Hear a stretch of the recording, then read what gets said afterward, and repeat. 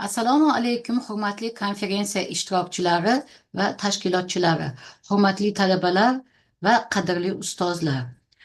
Avvalambor sizlar bilan yana qayta diydorlashib turganimdan juda xursandman. Bu shakldagi konferensiyalarning tashkil etilishi maktabgacha ta'lim doirasida dunyo tajribasini o'rganishga va uni O'zbekistonning hududida ham tatbiq etishga va uning natijalarini o'rganishga keng imkoniyat yaratadi. Mening bugungi ma'ruzam atoqli nemis pedagogi Friedrich Frebelning didaktik tizimiga bag'ishlanadi. Mavzudan chetga chiqmaslik maqsadida bevosita matnni ochgan holda sizlarga kerakli joylarini o'qish va kerakli joylarini tushuntirish bilan davom etmoqchiman. Demak, mavzuyimiz maktabgacha yoshdagi bolalar ta'limida STEM texnologiyalaridan Friedrich Frebelning didaktik tizimi tatbig'i aniq fanlar bo'yicha ko'nikmalarni shakllantirish garovi sifatida deb nomlanadi. Bilamizki, O'zbekistonda boshlang'ich ta'lim tizimida ham o'zgarishlar va rivojlanishlar jadallik bilan amalga oshirilmoqda va bu ta'limni mazmunini o'zgartirishga qaratilganligi ham ma'lumdir. Shu bilan birga maktabgacha ta'lim muassasalarida bolalarni tabiiy fanlar bo'yicha bilim, ko'nik va malakalarini oshirishni rivojlantirishga, ularni muhandislik, texnik ijodiyotga jalb qilishga va matematik qobiliyatlarini o'stirishga katta e'tibor berish maqsad qilinmoqdaki, bugungi kunda jahon dunyosida, jahon bozorida ham, O'zbekiston bozorida ham ana shunday bilim ko'nikmalarini sohibi bo'lgan yetuk mutaxassislarga katta ehtiyoj bor. Ana shu davrda zamonaviy maktabgacha ta'lim va maktab ta'lim tashkilotlarini boshlang'ich sinflari faoliyatiga STEM texnologiyalarini joriy etish va qo'llash vazifasi o'rtamizga chiqadi. Chunki biz shunga e'tibor berishimiz kerakki, taklif etilayotgan STEM texnologiyasi kognitiv faoliyat jarayonida intellektual qobiliyatlarni rivojlantirish va ilmiy texnik ijodkorlikka jalb etishga qaratilgan yangi modulli dastur hisoblanadi. STEM texnologiyasini shu shaklda demak ochiqlashimiz mumkin. Science tabiiy fanlar, texnologiya, engineering, muhandislik san'ati, art ijodkorlik va matematika. Maktabgacha yoshdagi bolalar uchun STEM ta'limi dasturi bir qator modullarni o'z ichiga olgan bo'lib, bulardan eng mashhurlardan bittasi Frebelning didaktik tizimi hisoblanadi.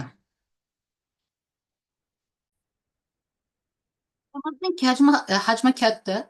Bu maqolamizda biz atoqli nemis pedagogi Friedrich Wilhelm August Frebelning hayoti va uning pedagogikaga, nemis pedagogikasiga va dunyo pedagogikasiga qo'shgan hissasi haqida bahs etyapmiz. Maqola nashr bo'lganda u haqdagi barcha ma'lumotlarni o'rganib olishingiz mumkin. Friedrich Frebelning eng asosiy vazifasi, eng katta yordami u birinchi marta Blankenburgga ko'chib o'tganida maktabgacha yoshdagi uchun ta'lim va tarbiya muassasasini ochadi va uni bolalar bog'chasi deb ataydi. Va shu bilan birga farzandlarimiz uchun yashaylik shiori bilan yakshanbalik gazeta ham chiqarishni boshlaydi. Frebelning bolalar hayot gullari, tarbiyachilar esa chiroyli bog'bonlar degan ta'sirchan g'oyasi hozirgacha insonparvarlik pedagogikasining madhiyasi hisoblanadi. Idealistik nemis falsafasi ruhida tarbiyalangan Frebel tabiat, jamiyat, inson haqidagi qarashlarida idealist bo'lgan va pedagogika idealistik falsafaga asoslanishi kerak deb hisoblangan. Uning bu fikricha bolaga tabiiy ravishda 4 ta instinkt berilgan: faoliyat, bilim, badiiy ijod va dinga bog'liqlik va bularni demak baravar qo'llash orqali bolalarning ichki qobiliyatini kashf etishimiz kerak deb hisoblangan. Frebel ijtimoiy mavqeyidan qat'iy nazar barcha bolalar uchun ta'limning ochiqligi tamoyilini himoya qiladi va ta'lim siyosatiga demokratik yondashuvni qo'llab-quvvatlaydi va bu Germaniyaning sanoat va ilmiy rivojlanishining jadalligi bilan bog'liq bo'lgan aholining yuqori darajadagi ta'limga bo'lgan davlat ehtiyojidan kelib chiqadi deb hisoblaydi. Frebelning fikricha, ta'lim jarayoni tafakkur va harakat, idrok va amal, bilim va malaka o'rtasidagi uzviy bog'lanishlarni o'rnata olsa, insonning ham jismi ham ongiga, uning ichki tabiatiga mos ravishda har tomonlama ta'lim bera olsagina shaxsning har tomonlama rivojlanishi mumkin bo'ladi. Bu shuni anglatadiki, hech bir shaxsning qobiliyatini e'tiborsiz qoldirib bo'lmaydi. Haqiqiy ta'lim chegara bilmaydi va hayot davomida uzluksiz jarayon sifatida davom etadi. Ya'ni Frebelning fikriga qaraganda, maktabgacha ta'lim muassasasi yoki boshqa muassasalarning vazifasi bolani hayotga tayyorlash va ma'lum bir kasb egasi bo'lishga tayyorlash emas, balki uning qobiliyatini ochishiga imkon berish deb hisoblaydi. Shu bilan birga Frebel ta'limni o'quvchi va o'qituvchi, ya'ni bola va tarbiyachi orasidagi ikki tomonlama jarayon sifatida ta'riflaydi. Bunda o'qituvchi pedagog tamoyillarga amal qilgan holda asosan ko'plab turli faoliyat turlari orqali shaxsning rivojlanishiga ta'sir ko'rsatadi. Haqiqiy o'qituvchi har doim bir vaqtning o'zida berishga va olishga, birlashishga va bo'lishishga, tayinlash va sabr toqatli bo'lishga, qattiqqo'l va yumshoq bo'lishga, qat'iy va moslanuvchan bo'lishga harakat qilish kerak bo'ladi. Frebelning yana bir katta ta'siri o'yinni bolalar rivojlanishining eng yuqori bosqichi deb ta'riflaganda kuzatiladi. U o'yin nazariyasini ishlab chiqadi va harakatli o'yinlarni to'playdi, ularni uslubiy jihatdan sharhlaydi. Frebel tasviriy san'at, mehnat ta'limi bo'yicha o'ziga xos qat'iy tartibga solingan tizimni ishlab chiqadi va mashhur sovg'alar to'plamini yaratadi. Bizning bugungi maqolamiz ana shu sovg'alar didaktik tizimiga qaratiladi. Bunda sovg'alar vositasida shakl, hajm, o'lchamlar, fazoviy munosabatlar haqidagi bilimlar bilan birgalikda dizayn ko'nikmalarini rivojlantirish uchun mo'ljallangan qo'llanma ham yaratadi. Qo'llanmada bola nutqining rivojlanishini uning faoliyati bilan chambarchas bog'liq ekanligini dalillaydi. Shu bilan birga Frebel o'yinni bog'cha pedagogikasining o'zagi deb hisoblagan. O'yinning mohiyatini ochib berar ekan, bola uchun joziba, instinkt uning asosiy faoliyati, u yashaydigan element, uning shaxsiy hayoti ekanligini isbotlab beradi. Chunki bola o'yinda tashqi dunyoni tasvirlar ekan, o'zini dunyosini ham ifodalab beradi deb hisoblaydi. Bugungi kunda maktabgacha ta'limning davlat standartida Frebelning pedagogik qarashlariga mos keladigan ko'pgina bandlarini ko'rishimiz mumkin. Bu haqda maxsus to'xtalib o'tirmayman. Maqola bilan tanishish vaqtida ko'rishingiz mumkin bo'ladi. Bundan tashqari Frebel birinchi bo'lib yoshga asoslangan davriylashtirish tizimini ishlab chiqadi. U go'daklik, bolalik, o'smirlik va yoshlik davrlarini belgilab beradi va ushbu davrlashtirishga ko'ra ma'lum yoshdagilar uchun ustuvor faoliyat turini va tashqi dunyoning bolaga o'ziga xos ta'sirini ta'riflab beradi. Shunday qilib, go'daklik davri uchun bu ta'sirning tabiati g'amxo'rlik so'zi bilan, bolalik davri tarbiya, o'smirlik esa ta'lim bilan ifodalanadi deydi. Biz Frebelni demak tomonidan ishlab chiqqan 6 turdagi o'quv materiallari mavjud bo'lgan.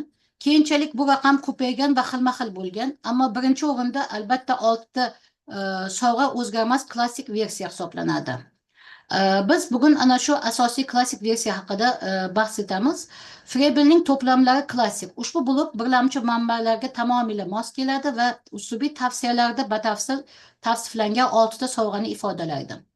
Mazkur o'quv bo'limida modulida Frebel sovg'a atamasi zamonaviyroq to'plam atamasi bilan almashtirildi, ammo ularni raqamlash muallifning tizimiga muvofiq ravishda amalga oshirilmoqda. Ya'ni bugungi kunda ham Germaniyada qo'llanilmoqda.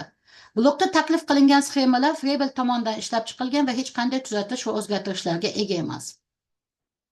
Frebelning to'plami ikkinchisi yumshoq modullar deb hisoblanadi. Ayni birinchi blok kabi demak tarkibga ega. Faqat u material jihatdan modifikatsiyaga uchragan bo'lib, yumshoqroq materiallardan tayyorlangan bo'ladi va bolaning stolning cheklangan maydonidan xonaning o'yin maydoniga o'tkazadi. Bu imkoniyati cheklangan bolalar uchun ham qulay keladi. Shu bilan birga sovg'alar g'oyasi Frebel tomonidan mistik ramziylik ifoda etadi. Uning fikricha ana shu g'oyalar orqali Tangrini, Xudoni o'rganishga yetaklaydi deb hisoblaydi, ammo bugungi zamonaviy pedagogika nuqtai nazaridan Frebelning 6 ta sovg'asi faqatgina didaktik, ya'ni ta'lim tarbiya jihatidan ahamiyatga ega deb hisoblanadi. Demak, qisqacha tushuntirib o'taman. Birinchi sovg'a yung sharchalar to'plami deb hisoblanadi. Bu to'plamda 4 santimetrga ega bo'lgan yung sharchalar berilgan. Bular bolalar uchun eng oddiy tushunarli bo'lgan shakllardir. Qutini ichida sharchalarni osish uchun mo'ljallangan taglikka birlashuvchi 3 ta tayoqcha ham saqlanadi. Frebel sharchalar to'plamiga ilova qilingan tushuntirish qog'ozida sharchalar bilan o'ynash uchun 30 ta fikr bergan. Masalan, sharchalarni ko'tarish, tushirish, aylanma harakat qildirish, mayatnik holatida o'ynash, mana demak ko'rib turganingizdek, mana shu kabi shakllarni ifoda etadi. Ikkinchi sovg'a asosiy shakllar to'plami. Bu yog'ochdan tayyorlangan ko'rib turganingizdek shar, kub va silindrdan iboratdir. Shar harakat ramzi, cheksizlik ramzi hisoblanadi. Kub shakli kub obrazlilikdagi birlikni anglatadi. Silindr kub va sharning xususiyatlarini jamlaydi. Vertikal holatda o'tirg'undir, gorizontal holatda harakat qiladi. Demak, bularning kattaligi ham birinchi to'plamdagi bilan ayni. Ularning diametri, ya'ni kattaligi 4 santimetr hisoblanadi. Frebel asosiy jismlar bilan harakat bolalarga vizual fazoviy effektlarni o'zlashtirishga yordam berishini ta'kidlaydi va ularni chizmalar tavsiflarda taqdim etadi. Masalan, kubning o'qidan osilgan bo'lsa, aylantirayotganda kub vizual ravishda silindrga o'xshaydi. Mana ko'rib turganingizdek, kubni shu shaklda ossa, demak silindrga o'xshaydi. Va diagonal shaklda osilgan kub aylanayotganda romb yoki tagi bir-biriga birlashtirilgan ikkita konusga o'xshab ketadi. Ya'ni shu shaklda osilgan, demak ko'rib turganingizdek, bu o'zgartirilishi mumkin bo'lgan vosita ularni aylantirish orqali fazoviy orientatsion hajmda, demak o'z fikrini ifodalashni o'rganadi. Uchinchi to'plam kubiklardan kubik to'plami hisoblanadi, sovg'a to'plami. Demak, bu yerda qopqoqli yog'och qutida 2,5 santimetr qirrali 8 kubdan iboratdir. Mana shu ko'rib turganingiz 8 kubdan iboratdir. Demak, bu o'rinda biz shuni aytishimiz kerakki, bu sovg'adan boshlab hayot, go'zallik va bilim shaklarini aks ettirishga yordam beradi degan fikrni ilgari suradi Frebel. Bunda birinchisi hayot shakllari bo'lib, ya'ni to'g'on, qo'zg'almas jismlarni ifoda etadi. Go'zallik shakllari yoki go'zal shakllar berilgan kubiklar yoki boshqa vositalardan ma'lum bir andoza yoki naqshlarni rasm, diagramma asosida shakllantirish. Bilim shakllari bo'limida esa berilgan shakllar orqali ajratish, ayirish, qo'shish kabi matematik amallarni amalga oshirishdan iboratdir. Demak, bu uchinchi to'plamda Frebel 100 ta hayot shakllarini taklif etadi. Go'zal shakllarga esa 71 ta go'zal shaklni ishlab chiqadi.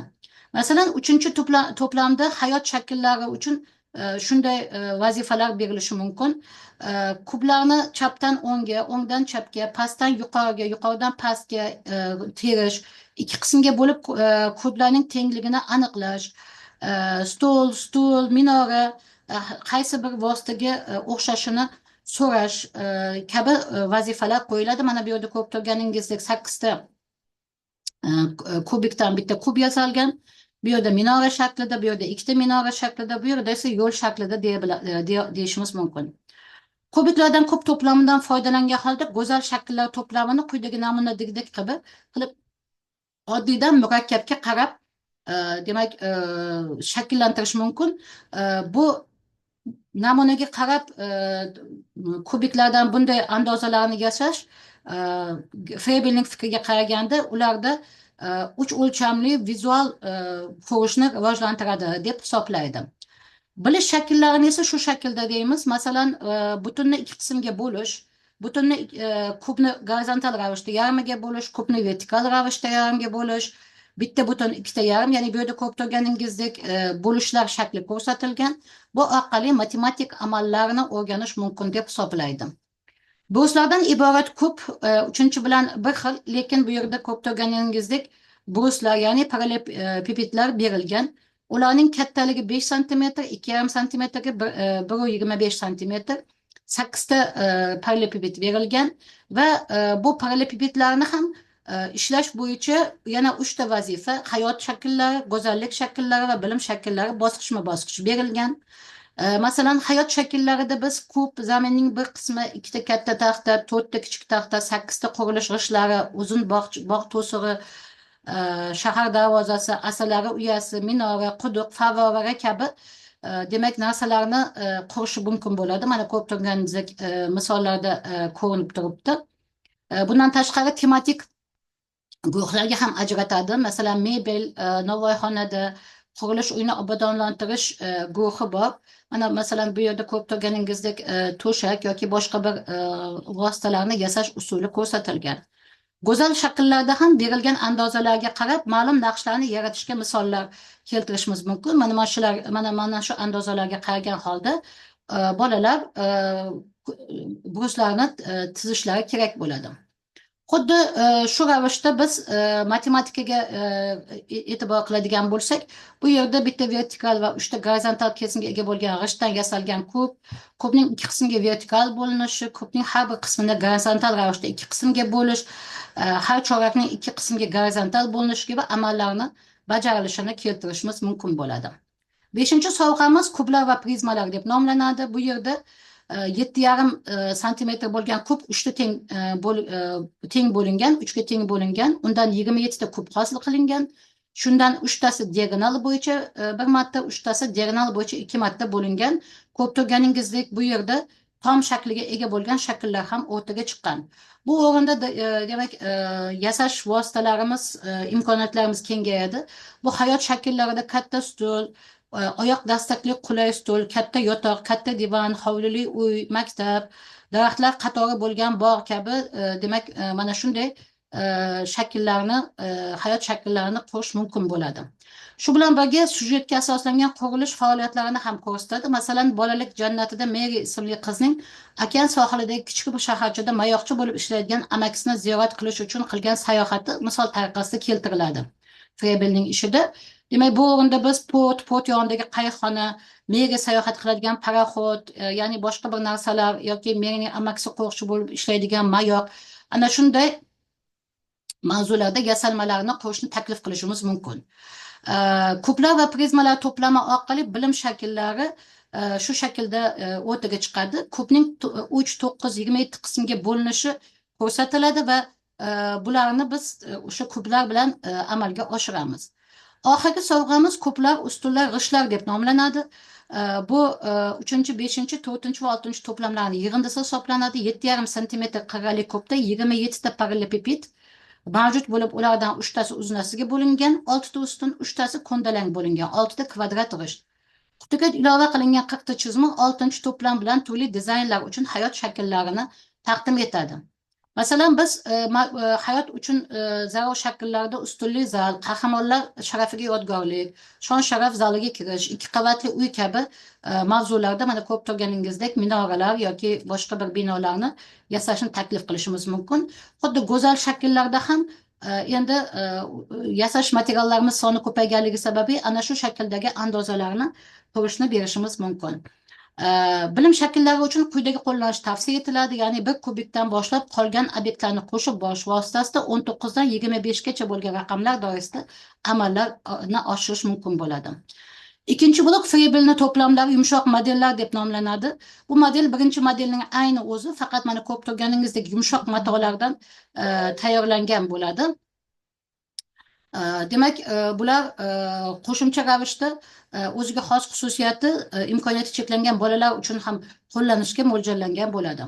Xulosa sifatida shuni aytish mumkin, bugungi kunda aniq fanlar, tabiiy fanlar, muhandislik, matematika bo'yicha malakali mutaxassislarga talab katta va ana shunday zamonda, ana shunday holatda STEM texnologiyalarini qo'llash muhim ahamiyat kasb etadi. Chunki STEM texnologiyalari aniq fanlar va muhandislik sohasi bo'yicha yetuk kadrlarning yetishmasligi bilan bog'liq muammolarni hal qilishga yordam beradi. Mana bugun biz o'sha STEM texnologiyalarining modulli dasturlaridan biri bo'lgan atoqli nemis pedagogi Friedrich Frebelning sovg'alar didaktik tizimi bilan tanishib chiqdik. Umid qilamanki, bu ma'lumot sizning kelgusi ishlaringizda ham foydali bo'ladi va samara beradi deb hisoblayman. E'tiboringiz uchun katta rahmat. Keyingi uchrashuvlarda ko'rishguncha xayr.